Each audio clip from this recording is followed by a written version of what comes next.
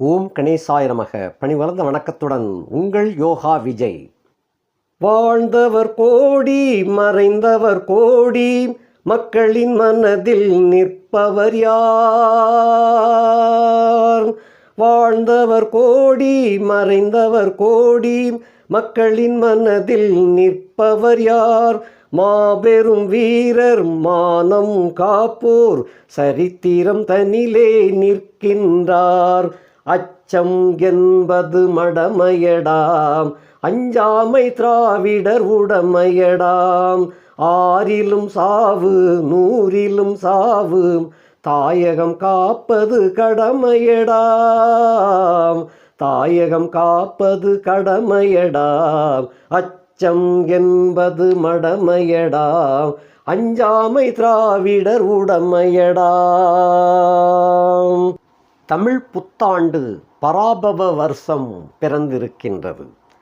இந்த ஆண்டு விருச்சிக ராசி அன்பர்களுக்கு என்னென்ன யோகங்களை தரப்போகின்றது, என்னென்ன அலப்பறைகளை தரப்போகின்றதுங்கிறத பற்றி பார்க்கலாம். அதாவது பராபவ அப்படிங்கிறது தமிழ் வருஷத்தினுடைய 60 பெயர்களில் இதுவும் ஒன்று. நாம் ஜனவரி, பிப்ரவரி, மார்ச் அப்படின்னு சொல்லி ஆங்கில மாதங்களின் பெயர்களை குறிப்பிடுகிறோம் இல்லையா? அதுபோல் தமிழ் மாதங்களில் சித்திரை, வைகாசி, ஆனி, ஆடி இந்த மாதிரி குறிப்பிடுகிறோம் 12 மாதங்களின் பெயர்களை. அதே போல் வார நாட்கள் ஞாயிறு, திங்கள், செவ்வாய், புதன் என்று வரிசைப்படுத்தி 7 கிழமைகளை வச்சுருக்கிறோம் இல்லையா? அதே போல் அதாவது ஆங்கில வருஷங்கள் அந்த மாதங்கள்ங்கிறதெல்லாம் ஆரம்ப காலத்தில் 10 மாதங்களாகத்தான் வச்சுருந்தாங்க. அதுக்கப்புறம்தான் சீர்திருத்தம் செய்து 12 மாதங்களாக கொண்டு வந்தாங்க. அதே சமயம் நமது தமிழ் வருஷங்கள் அப்படிங்கிறதும் கிழமைகள் அப்படிங்கிறதும் கிட்டத்தட்ட 5000 ஆண்டுகளுக்கு முன்னாடியே கிரகங்களை வரிசைப்படுத்தி அந்த கிழமைகளை வச்சாங்க. அந்த ஆதி காலத்தில் ராகு கேதுக்கள் கிடையாது. ஆகையினால அந்த 7 கிரகங்களுக்கு 7 கிரகங்களுடைய நாமத்தை சூட்டி அது கிழமைகளாக வச்சாங்க. அந்த 7 கிரகங்களுடைய பெயர்கள், அதாவது ஞாயிற்றுக்கிழமை சூரியன், திங்கட்கிழமை சந்திரனுக்குரியது திங்கட்கிழமை, செவ்வாய்க்குரியது செவ்வாய்க்கிழமை, புதனுக்குரியது புதன்கிழமை, இப்படி இந்த மாதிரி வருஷப்படுத்தி வச்சாங்க. அதுபோக தமிழ் மாதங்கள் அப்படிங்கிறதும் சித்திரை அப்படின்னு சொன்னோம்னா அந்த 30 நாட்களும் அந்த மேசராசியில் அடங்கும். வைகாசி அப்படின்னா அந்த 30 நாட்களும் ரிஷபத்தில் அடங்கும். அந்த மாதிரி ஒவ்வொரு மாதமும் ஒரு ராசி முழுமையாக அது இருக்கும். இப்போ ஆங்கிலத்தை எடுத்துக்கிட்டேன்னு சொன்னால் 14/4 அப்படிங்கிறதுல தொடங்கி மறு 14/3 அது 13/5 வரைக்கும் அந்த மாதிரி ஒரு மாதமாக தமிழுக்கு வரும். ஆங்கிலத்தில் உள்ள கணக்குகளுக்கும் தமிழ் கணக்குகளுக்கும் வித்தியாசம். ஒரு ராசியை 2ஆக பிரித்து போகும். இங்கிட்டு பாதி அங்கிட்டு பாதி அப்படின்னு ஆங்கில மாதத்துக்கு வரும். தமிழ் மாதம் மட்டும்தான் முழுமையாக அந்த சூரியன் இருக்கின்ற அந்த மேசத்தை கடந்து செல்கின்ற வரைக்கும் அது சித்திரை மாதம் முழுமையான மாதம்னு வச்சுருப்பாங்க. அதே போல் தமிழ் வருஷங்கள் அப்படிங்கிறது, அதாவது வாரத்துக்கு 7 நாட்கள், மாதத்துக்கு 12 மாதங்கள் அப்படிங்கிறது போல் வருஷங்கள் அப்படின்னு சொல்கிறது 60 வருஷங்களாக கணக்கிட்டிருக்கிறாங்க. அந்த 60 வருஷத்தில் இது 40வது வருஷம் பராபவ வருஷம் அப்படின்னு உருமாறும். இந்த மாதிரி வருது. இந்த பராபவ வருஷம் ஆங்கில தேதிக்கு நம்ம பார்க்குறோம் அப்படின்னு சொன்னால் 14/4/2026 அந்த தேதியில் தமிழ் புத்தாண்டு பிறக்கின்றது. இது ஒரு வருஷ கணக்கு அப்படிங்கும்போது 13/4/2027 வரைக்கும் அந்த ஒரு வருஷ கணக்கு அப்படிங்கிறத தமிழ் வருஷம் முழுமையாக இருக்கும். ஆங்கிலத்துக்கு அந்த மாதிரி ஏப்ரல் 14 தொடங்கி ஏப்ரல் 13 முடியும். இந்த மாதிரி வரும். இப்போ தமிழ் வருஷம் அந்த 12 மாதங்கள் அப்படின்னு சொல்கிறோம் இல்லையா? சித்திரையிலிருந்து தொடங்கி பங்குனி முடிகின்ற வரைக்கும் உள்ள மொத்த பலாபலன்கள் இந்த ஆண்டு பிறக்கின்ற காரணத்தினால ஒவ்வொரு ராசிகளுக்கும் என்னென்ன பலன்கள் இருக்கும் அப்படிங்கிறத நம்ம விருச்சிக ராசிக்காரங்களுக்கு என்ன பலன்களை தரப்போகின்றது இந்த வருஷம் அப்படின்னு பார்க்குறதுக்கு, அதை எப்படி பார்க்கணும்? ஒரு குழந்தை பிறக்கும்போது ஜாதகத்தை கணிக்கிறதுக்கு அந்த பாதாசாரங்களை, அந்த குழந்தை பிறந்த நேரம், உதயாதி நாளிகையை கணக்கு வச்சுக்கிட்டு அந்த தேதி அந்த உதயாதி நாளிகையில் கிரக பாதாசாரங்கள் எப்படி இருக்குங்கிறத வச்சு ராசி சக்கரத்தை அமைப்போம். அதாவது வானமண்டலத்தில் அந்த கிரகங்கள்லாம் இப்படி இருக்கிறாங்க அப்படிங்கிறத நம்ம எடுத்து வச்சு தான் பலாபலன்களை அந்த ஜாதகருக்கு முழுமையாக நம்ம பேசுவோம். அதே போல தான் வருஷம் பிறந்திருக்கின்றது. அந்த வருஷம் ஆரம்பம், இந்த வருஷம் பிறந்திருக்கிறது இது பகல் 8:35 அளவில் வருஷம் பிறக்குது. சூரியன் உதிக்கிறது காலையிலே உதிச்சிரும். அவர் அந்த மீனத்தை விட்டு மேசத்தில் எப்பொழுது காலடி வைக்கின்றாரோ அதுதான் வருஷம் பிறப்பதாக அது அர்த்தம். அது அந்த மேசத்தில் அடி எடுத்து வைப்பது காலையில் 8:35 அளவில் அடி எடுத்து வைக்கின்ற காரணத்தினால அந்த சமயத்திலிருந்து தான் அந்த ஆண்டு உதயமாகின்றது. அப்படி உதயமாகின்ற கணக்கின்படி நம்ம வானமண்டலத்தில் எப்படி கிரக கூட்டங்கள்லாம் இருக்கிறாங்க அப்படிங்கிறத பாதாசார வரிசையாக முதல்ல சொல்லிடுறேன். அஸ்வினி 1 சூரியன், சதயம் 4 சந்திரன், உத்திரட்டாதி 3 செவ்வாய், உத்திரட்டாதி 4 புதன், புனர்பூசம் 2 வியாழன், பரணி 3 சுக்கிரன், உத்திரட்டாதி 1 சனி, சதயம் 2 ராகு, மகம் 4 கேது, ரோகிணி 1 லக்கினம். இது அப்படியே ஒரு டிவியில் காட்சி கொடுக்கறது போல், அதை வானமண்டலத்தை படம் எடுத்து பார்த்தோம்னா எப்படி இருக்கும் அப்படின்னா, இப்போ விருச்சிகத்திலேருந்து வச்சுக்கணும். ஏன்னா உங்கள் ராசி விருச்சிக ராசியிலேருந்து சொன்னால் தான் புரியும். உங்கள் ராசியில் எந்த கிரகங்களும் இல்லை. 2ஆம் இடம் 3ஆம் இடம் சுத்தம், 4ஆம் இடத்துல சந்திரனோடு ராகு சேர்ந்திருக்கிறாரு, 5ஆம் இடத்துல செவ்வாய் புதன் சனி கூட்டு கிரகமாக 3 பேர் இருக்கிறாங்க, 6ஆம் இடத்துல சூரியனும் சுக்கிரனும் இருக்கிறார்கள், 7 சுத்தம், 8ஆம் இடத்துல வியாழன் என்று சொல்லக்கூடிய குரு பகவான், 9 சுத்தம், 10ஆம் இடத்துல சிம்ம கேது, 11 12 இந்த வீடுகள் சுத்தமாக இருக்குது. இந்த ஆண்டின் துவக்கத்தில் எந்த கிரகங்களும் அஸ்தமனமோ வக்கிரமோ இல்லை. அவங்கவங்க இயல்பான ரீதியில் பயணம் பண்ணி கொண்டு இருக்கின்றார்கள்.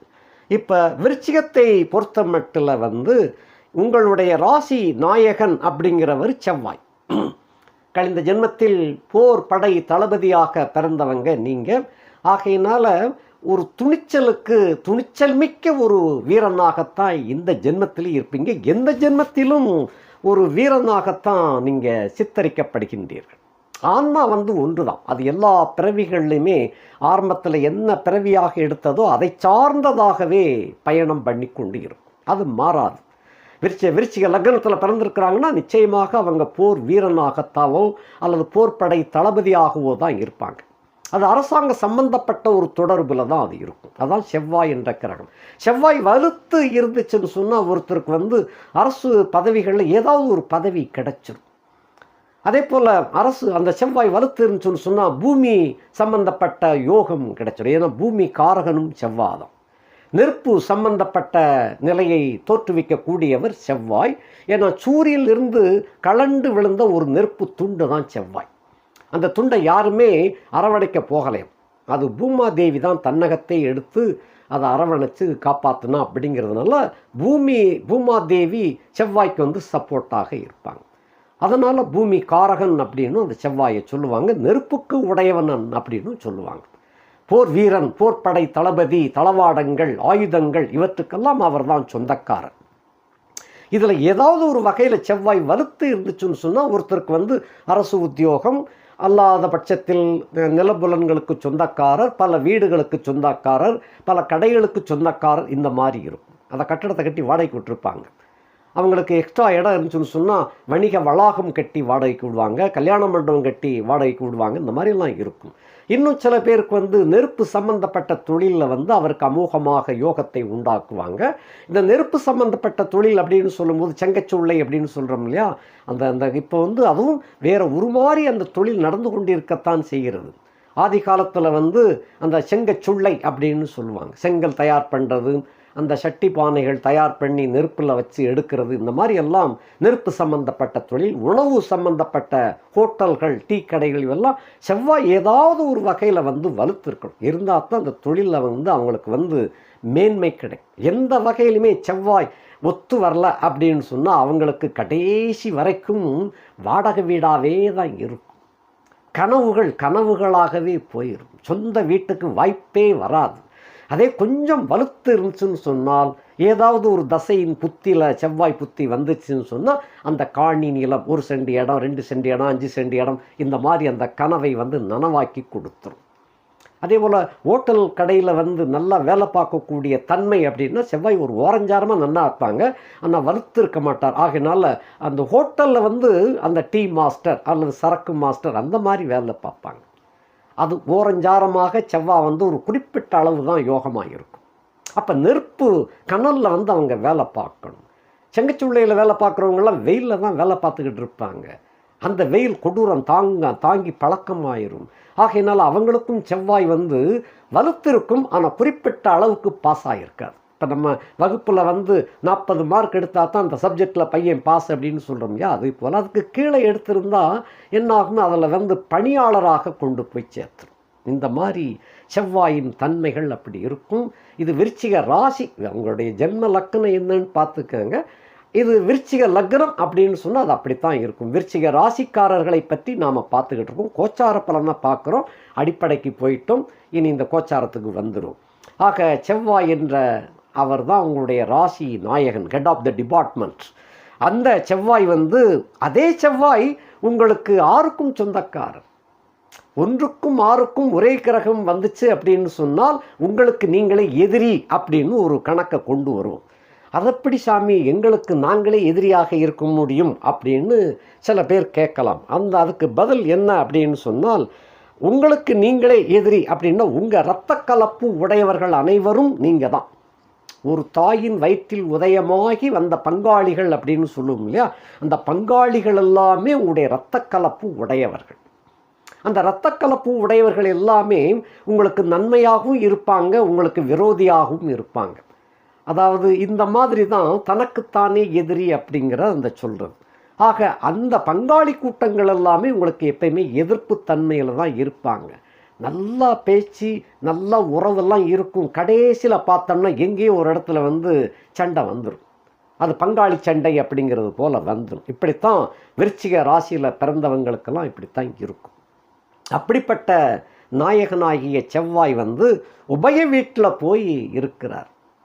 உபய வீடு ஒரு நாயகன் சர ராசியிலேயோ ஸ்திர ராசியிலேயோ பிறந்து அந்த ராசிக்கு அதிபதி, அந்த லக்னத்துக்கு அதிபதி வந்து உபய வீட்டில் போய் இருந்தாங்கன்னு சொன்னால் அது வந்து செல்வத்தை உண்டாக்கக்கூடிய ஒரு யோகத்தை கொடுக்கும். குறிப்பாக நம்ம இந்த லோகத்தில் வந்து இந்த காலத்தில் செல்வம்தான் இப்போ முக்கியமாக படுகிறது. செல்வம் இருந்தால் கல்விக்காரனை கூட நம்ம விலைக்கு வாங்கிக்கிடலாம்ங்கிறது தான் இப்போ ஓடிக்கொண்டிருக்கக்கூடிய உலகம். அதாவது ஏழை சொல் அம்பலம் ஏறாது அப்படின்னு அந்த காலத்திலேயே சொல்லி வச்சுட்டாங்க. ஆனால் அந்த காலத்தில் வந்து அந்த ஏழை படிச்சிருந்தாங்கன்னா அந்த சொல் வந்து வன்மையாக இருக்கும், நன்மையாக இருக்கும். இப்போ கலியுகம் கொஞ்சம் வேகமாக படையெடுத்து சென்று கொண்டிருக்கின்ற காரணத்தினால அந்த சொல்லுக்கு வலிமை இல்லை. கையில் காசு இருந்தால் தான் மரியாதை. ஆக அந்த காசு அப்படிங்கிறது அந்த வருமானம்னு பேர். அந்த ராசி நாயகன் வந்து உபய வீட்டில் போய் உட்கார்ந்துருந்தாருன்னு சொன்னால் தனக்கு வேண்டிய யோக போகங்களை அனுபவிப்பதற்கு உண்டான வருமானம், தன லாபம் கிடைக்கும் அப்படின்னு அர்த்தம். இதெல்லாம் 5ஆம் இடத்துல போய் இருக்கின்ற காரணத்தினால பூர்வ புண்ணியத்தை சேர்ந்ததாக அந்த வருமானம் வரும். அந்த பூர்வீகத்தில் என்னென்ன பாக்கியங்கள் இருக்கின்றதோ அதனை அடிப்படையாக கொண்டு வருமானம் வரும். சில பேருக்கு பிள்ளைகள் மூலமாக யோகம் உண்டாகும். இதே 5ஆம் வீடு என்பது வந்து குலதெய்வம், உறவினர்கள் அப்படின்னு சொல்லுவோம், அம்மான் தாய்மாமன் அப்படின்னு சொல்லுவோம். அவங்க மூலமாகவும் இந்த யோகம் கிடைக்கும். 6க்கு உடையவனாகி 5இலே இருக்கின்ற காரணத்தினால பங்காளி சண்டை இன்னும் விலகவில்லை. அர்த்தாஷ்டம சனியில் தொடங்கின பங்காளி சண்டை இன்னும் கழியலை. அர்த்தாஷ்டம சனின்னு கூட சொல்ல முடியாது. கழிந்த 15 ஆண்டுகளாக பங்காளி வர்க்கத்தோடைய சண்டை சச்சரவுகள், கலகலப்புகள் இவைகளெல்லாம் தொடர்ந்து வந்துண்டே இருக்குது. ஒரு குறிப்பிட்ட கட்டத்தில் பங்காளிகளால் தான் உங்களுடைய தொழில் வளம் கெட்டுப்போனது, வியாபாரம் வளம் கெட்டுப்போனது, உத்தியோகம் கூட கெட்டுப்போச்சு. அப்படி இருந்து வந்த உங்களுக்கு இப்போ சனி வந்து நல்ல இடத்துக்கு வந்துட்டார். கழிந்த மார்ச் 6ஆம் தேதி என்று சனிப்பெயர்ச்சி நடந்தது. அது உங்களுக்கு சாதகமான சூழ்நிலைக்கு வந்து விட்டது. இனி சனியினால் எந்த விதமான பாதிப்பும் வராது. அந்த சனியோடு தான் இந்த செவ்வாயும் சேர்ந்திருக்கிறார். ஆக பங்காளி சண்டை என்பது இன்னும் முற்று பெறவில்லை. இந்த ஆண்டிலும் கூட பங்காளி சண்டை இருந்து கொண்டுதான் இருக்கும். இதனால் மனக்குழப்பம், மனக்கிலேசம் இவைகள் வரும். அதனால் உடல் உபாதைகளும் ஏற்படும். ஆக ரொம்பவும் அலட்டிக்கிடாமல் போங்க. பங்காளி சண்டையை கொஞ்சம் கட்டுப்படுத்தி வச்சுக்கிட்டீங்கன்னா இந்த ஆண்டு உங்களுடைய சுகம் நல்லா அனுபவிக்கலாம். அதை விட்டுண்டு அந்த பங்காளி சண்டையிலேயே போய்கிட்டு இருந்தீங்கன்னா உங்கள் சுகம் தடைபட்டு போயிடும். அதனால்தான் நோய்வாய்கள், ஆரோக்கிய குறைவு இதெல்லாம் ஏற்படுறது. பிள்ளைகளுக்காக நீங்கள் நல்ல செலவுகளை செய்யக்கூடிய ஆண்டாக இது வந்திருக்கின்றது. கல்வி செலவோ அல்லங்கில் திருமண வாய்ப்பு செலவுகளோ உண்டாகும். அல்லங்கில் பிள்ளைகளுடைய சுபகாரியங்கள், மற்ற குழந்தை பிறக்கிறதுனால அந்த செலவு, இந்த மாதிரியான பிள்ளைகளுக்கு உண்டான சுப செலவுகள். பிள்ளைகளுக்காக சில சமயங்களில் வீடு கட்டி கொடுப்பீங்க, சில தொழில் வச்சே கொடுப்பீங்க. இந்த மாதிரியெல்லாம் செலவுகள் இந்த ஆண்டு இருக்கின்றது. இது போக இந்த வழக்கு வம்பு தும்புகள் கட்டுப்பட்டு இருக்கும். அதை ரொம்ப சீண்டாமல் போயிட்டேன்னு சொன்னால் அது கட்டுப்பட்டு இருக்கும். அதனால் நோயும் கட்டுப்படும். இந்த வகையிலே இந்த மாதிரி கொஞ்சம் பார்த்தும் பாராமல் போய்கிட்டே வாங்க. இதுதான் நல்லது. அதுக்கு ஒரு குறிப்பிட்ட கட்டம் வரும்போது நான் சொல்கிறேன், அந்த இடத்துல நீங்கள் வெகுண்டு எழுந்தீங்கன்னு சொன்னால் வெற்றி நிச்சயமாக கிடைக்கும். அடுத்தபடியாக 2க்கும் 5க்கும் அதிபதியாகிய குரு பகவான் 8ஆம் இடத்துல போய் இருக்கிறார். வியாழன் என்று சொல்லக்கூடிய குரு பகவான் 8ல் இருக்கிறார். அதனாலும் கூட அந்த 5ஆம் இடத்துக்கு வீடு கொடுத்த கிரகம், செவ்வாய்க்கு வீடு கொடுத்தவன், சனிக்கு வீடு கொடுத்தவனாக விளங்கக்கூடிய வியாழன் 8ஆம் இடத்துல ஒளிஞ்சிருக்குது. இந்த ஒளிவு என்பது அந்த சண்டையை உண்டாக்கும். அப்படி உண்டாகும் பொழுது நீங்கள் கொஞ்சம் பொறுத்து போனீங்கன்னா சமயம் பார்த்து வெற்றி பெறலாம். அதனால் கொஞ்சம் பொறுமை அவசியம். அதே சமயத்தில் குடும்பத்தில் குழப்பம் உண்டாக்க முயற்சி செய்வார்கள். அதை நீங்கள் உடனடியாக தடுக்க வேண்டும். அப்படி தடுக்கலை அப்படின்னு சொன்னால் குடும்பம் 2 ஆயிடக்கூடாது. ஆகையினால் இருந்தாலும் குருவின் பார்வை 8ஆம் இடத்துல மறைந்திருக்கின்ற அந்த வியாழனுடைய பார்வை 2ஆம் இடத்துக்கு விழுகின்ற காரணத்தினாலே தனம், குடும்பம், வாக்கை அவங்க பாழ் செய்ய முடியாது. அந்த குருவுக்கு 10ஆம் இடத்துல செவ்வாயும், 2ஆம் இடத்துக்கு 4ஆம் இடத்துல செவ்வாயும் கேந்திர ஸ்தானத்தில் இருக்கிறதுனால குடும்பத்தை கெடுக்க முடியாது. முயற்சி பண்ணுவாங்க, ஆனாலும் கெடுக்க முடியாது. அடுத்து 3க்கும் 4க்கும் உடைய சனி 5ஆம் இடத்துக்கு வந்துட்டார். அவர் 4ஆம் இடத்துல இருந்த போது தான் நிறையா சங்கடங்கள்லாம் வந்துச்சு. முன்னேற விடாமலே தடுத்து போயிடுச்சு. இது 5ஆம் இடத்துக்கு வந்துட்டார். அதுவும் குருவின் வீட்டில் வந்திருக்கிறதுனால தன லாபம் மிகச்சிறப்பாக விளங்கும். முயற்சிகள் வெற்றி அடையும். அது ஒரு தடவைக்கு 2 தடவை கொஞ்சம் முயற்சி பண்ணணும். பண்ணதுக்கப்புறம் தான் வெற்றி கிடைக்கும்.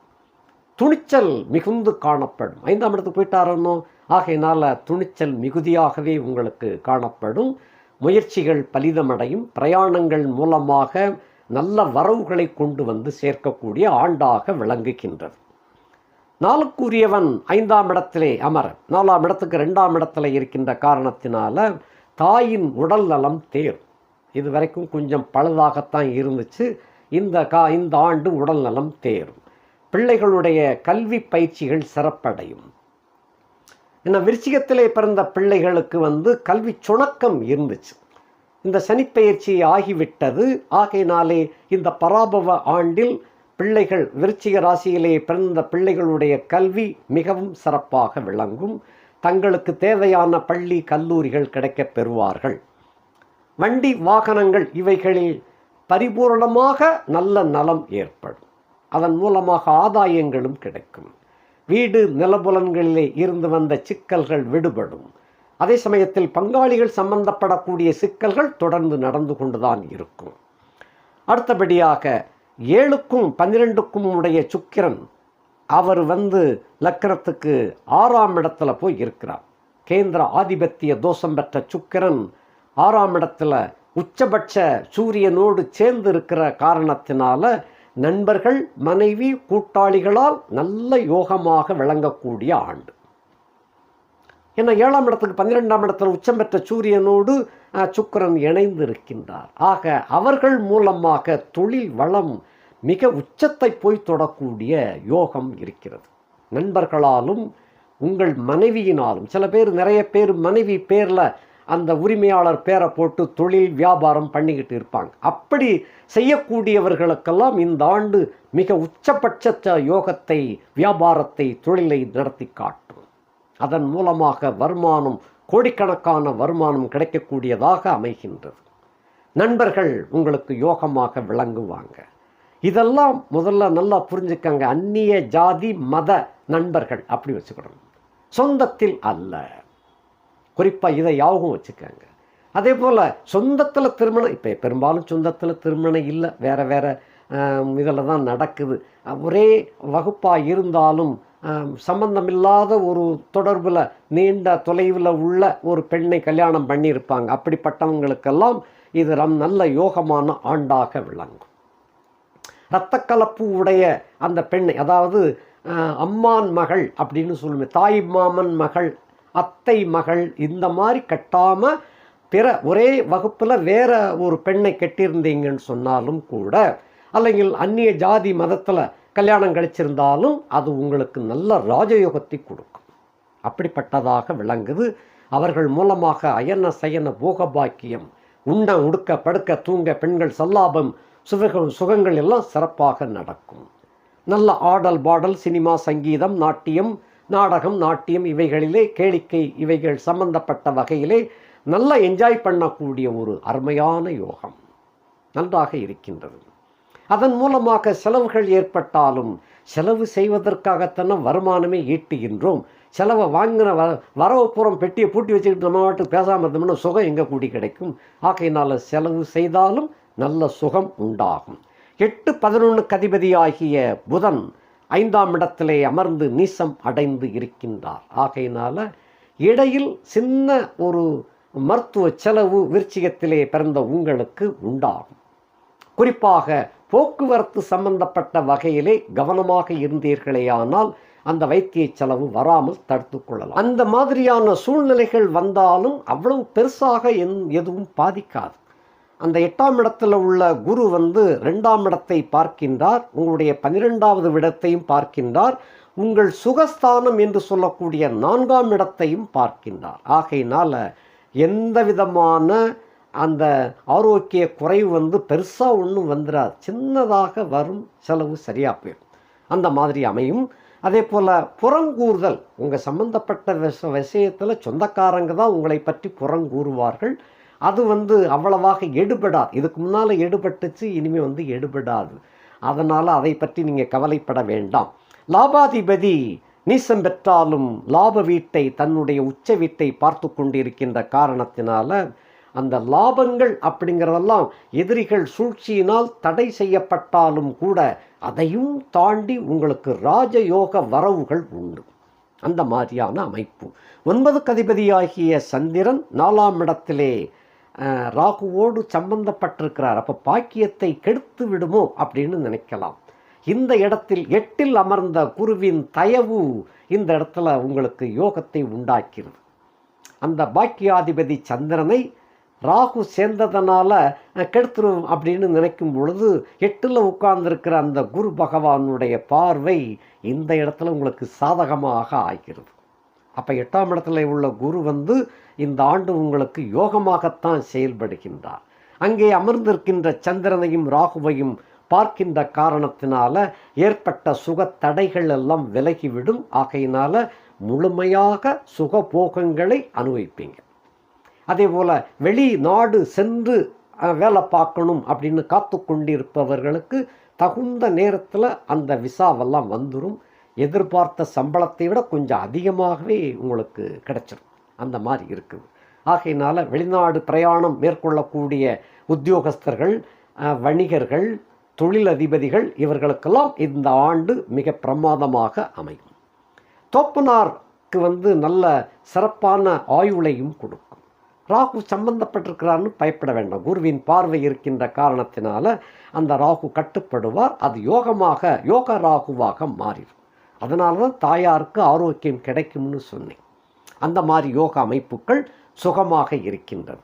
அடுத்தபடியாக 10 அதிபதியாகிய சூரியன் 6ஆம் இடத்துல போய் உச்சம் பெற்றிருக்கின்றார். 10க்கு உடையவன், 10ல் கேது, 10க்கு உடையவன் உச்சம் 6ஆம் இடத்துல. அதனால்தான் வெளிநாட்டுக்கு போய் அந்த ஒரு தொழில் பண்ணணும், வியாபாரம் பண்ணணும்னு நினச்சிங்கன்னு சொன்னால் முழுமையான வெற்றி கிடைக்கும். அல்லங்கில் வெளி மாநிலம், கடல் கடந்து அப்படின்னு வச்சுக்கோங்க, கிட்டத்தட்ட ஒரு பெரிய நதியை தாண்டி போகக்கூடிய மாநிலமாக இருக்கும் பட்சத்தில் நல்ல வரவேற்பு கிடைக்கும், தொழில் ஸ்ட்ராங்காக அமையும், நல்ல எடுத்த முயற்சிகளெல்லாம் முழு வெற்றியை கொண்டு வந்து சேரும். அந்நிய மனுஷால் உங்களுக்கு நல்ல சப்போர்ட் பண்ணுவாங்க. அந்த மாதிரியாக, ஏன்னா 10ல் கேது அந்நியர்கள் அப்படின்னு எடுத்துக்கலாம். அவங்களுடைய சப்போர்ட்டெல்லாம் நிறைய இருக்கும். கிட்டத்தட்ட குறிப்பாக இந்த ஆண்டில் கணவனை இழந்த அல்லங்கில் மனைவியை இழந்த ஒருத்தரால் உங்களுடைய வாழ்க்கை மறுமலர்ச்சி பெறக்கூடிய ஒரு பொற்காலமாக விளங்கப் போகின்றது. நிச்சயமாக இந்த ஆண்டில் ஏதோ ஒரு கட்டத்தில், என்னை பொறுத்தமட்டில் தமிழ் மாதத்திற்கு ஆடி மாதத்துக்குள்ள இந்த மாதிரி ஒரு நிகழ்ச்சி நிச்சயமாக நடக்கும். அவங்க கணவனை பிரிந்தும் இருக்கலாம், இல்லை கணவனை இல்லாமல் இருக்கலாம். திரும்ப சொல்ல போனால் கணவன் இல்லாத பெண் அப்படின்னு தான் சொல்லணும். அதிலும் குறிப்பாக ஒரு வயதாவது மூத்திருப்பாங்க. அதே சமயத்தில் மனைவியை இழந்த, மனைவி விட்டு பிரிந்த அப்படிங்கிறத விட மனைவியை இழந்த ஒருவர், இப்படி யாரோ ஒருத்தர் உங்களுக்கு முழு சப்போர்ட் பண்ணுவாங்க. அவங்க மேலே நீங்கள் முழு நம்பிக்கை வைக்கலாம். அவர்கள் மூலமாக உங்களுக்கு வாழ்க்கையிலே மறுமலர்ச்சி அப்படிங்கிறது புனர்ஜென்ம வாழ்க்கையாக அமையப் போகின்றது. நல்ல யோகம் அப்படிப்பட்டதாக இருக்குது. ஆக இந்த பராபவ ஆண்டு ஒரு புதிய அனுபவத்தை உங்களுக்கு கொண்டு வந்து சேர்க்கும். விருச்சிகத்தில் பிறந்த பிள்ளைகள், அதாவது படிக்கின்ற பிள்ளைகள், பள்ளி படிப்பு கல்லூரி படிப்பிலே படிக்கின்றவர்களுக்கு இந்த ஆண்டு புதிய உற்சாகம் பிறக்கும். உங்களுடைய சிந்தனை வளம் வயப்படப்படக்கூடியதாக அமையும், மேல்நோக்கிய சிந்தனையாக அமையும். துணிச்சலுடன் சில திறமைகளை வெளிப்படுத்தி காட்டுவீங்க. அதன் மூலமாக நன்மதிப்பை பெறுவீர்கள். சில பேர் பரிசு கூட பெற முடியும். அந்த மாதிரி அமைந்திருக்கு. அதே போல் கல்லூரியில் படித்து முடித்து அந்த காதல் வயப்படக்கூடியவர்களுக்கு நல்ல சந்தர்ப்பம். 7ஆம் இடத்துக்குரிய சுக்கிரன் 6ஆம் இடத்துல இருக்கின்ற காரணத்தினால உத்தியோகத்தில் உள்ள பெண் உங்களை காதலிப்பா அப்படின்னு காட்டுது. காதலிக்கக்கூடியவர்கள் அப்படின்னு, ஏற்கனவே காதலில் ரொம்ப வெக்ஸாகி விலகி போனவங்க கூட மீண்டும் திரும்ப தேடி வரக்கூடிய காலகட்டமாக அது விளங்குது. வரம் தேடிக்கொண்டிருப்பவர்களுக்கு ஆவணியில் நிச்சயமாக நல்ல பெண் அமைந்து திருமணம் அமோகமாக நடக்கும். அது பெண்ணாக இருந்துச்சுன்னா நல்ல கணவன் வாய்ப்பான் அப்படின்னு அர்த்தம். கிரகஸ்தன் அப்படின்னு சொல்லக்கூடிய குடும்பத்தில் உள்ளவர்களுக்கு இந்த ஆண்டில் நல்ல வருமானம் கிடைக்கும், சம்பள உயர்வு எதிர்பார்க்கலாம். டிரான்ஸ்ஃபர் அப்படிங்கிறது நீங்கள் கேட்ட இடத்துல இருக்காது, வேறொரு இடத்துல டிரான்ஸ்ஃபர் அமையும். அதே சமயத்தில் புதிய முகங்கள் உங்களோடு நல்ல பழக்கத்துக்கு உரியவர்களாக இருப்பாங்க. அவர்கள் உங்களுக்கு ஃபுல் சப்போர்ட்டாக இருப்பாங்க. இடம்தான் நீங்கள் கேட்ட இடம் சம்பந்தப்படாமல் வித்தியாசமான ஒரு இடத்துல கொண்டு போய் போட்டுருவாங்க. அதுவும் கிட்டத்தட்ட தொலை தூரமாக தான் இருக்கும். தொலை தூரத்தில் போடுவாங்க. அங்கே வாழ்க்கை உங்களுக்கு அமைகின்ற நண்பர்கள் நல்ல நண்பர்களாக அமைஞ்சிருவாங்க. இடம்தான் டிஸ்டன்ஸே தவிர நல்ல நண்பர்கள், சக ஊழியர்களெல்லாம் நல்லபடியாக அமைவாங்க. சம்பள உயர்வும் நல்ல உயர்வாக இருக்கும், எதிர்பார்க்கலாம். அந்த மாதிரி இருக்குது. அதே போல் அந்த கடைசி கால, அதாவது உத்தியோகத்தில் இருந்து பிரியக்கூடிய, அதாவது ரிட்டையர்ட் ஆகக்கூடிய நிலையில் உள்ளவர்களுக்கு இப்போ நல்ல ஆரோக்கியமாக இருக்கும். உங்கள் மீது இடையில் அப்பப்போ ஏதாவது பழி சுமத்து கொண்டு இருந்திருப்பாங்க. அதெல்லாம் இப்போ எல்லாம் சரி செய்யப்பட்டு மிகவும் தூய்மையானவர் அப்படிங்கிற ஒரு சர்டிஃபிகேட்டோடு வந்துடும். ஆக அந்த நிறைவு பணியின் போது மன நிறைவோடு நீங்கள் வெளியே வரக்கூடியதாக அது அமையும். அதே போல் வயது முதிர்ந்தவர்கள், அதாவது 60 கடந்தவர்கள், ரிட்டையர்ட் ஆனவர்கள் அப்படிங்கிற பட்சத்தில் சில உறவினர்களால் மனக்கசப்பு, மன சங்கடம் இதெல்லாம் ஏற்பட்டிருக்கும். அந்த ஏற்பட்டதுனால தான் உங்களுக்கு உடல் நலம் குந்தி இருக்கும். இயற்கையாக உங்கள் உடம்பு எந்த விதமான நோயும் கிடையாது. இந்த சொந்த பந்தங்களால் ஏற்பட்ட மன உளைச்சல், மன எரிச்சல் காரணமாகத்தான் உடலில் பீடை ஏற்பட்டிருக்கும். இந்த பராபவ ஆண்டு, அந்த ஆண்டில் அந்த பீடை கொஞ்சம் கொஞ்சமாக விலகி நல்ல ஆரோக்கியமாக வாழக்கூடிய ஒரு அருமையான வாய்ப்பு இருக்கின்றது. ஆகையினால் மொத்தத்தில் விருச்சிக ராசிக்காரர்களுக்கு இது ஒரு மறுமலர்ச்சி, புனர்ஜென்ம வாழ்க்கையாக இந்த ஆண்டு அருமையாக வழங்கும். தமிழ் புத்தாண்டுகளை வாழ்த்துக்களை சொல்லிக்கொண்டு மீண்டும் அடுத்த வீடியோவில் சந்திப்போம். நன்றி, வணக்கம்.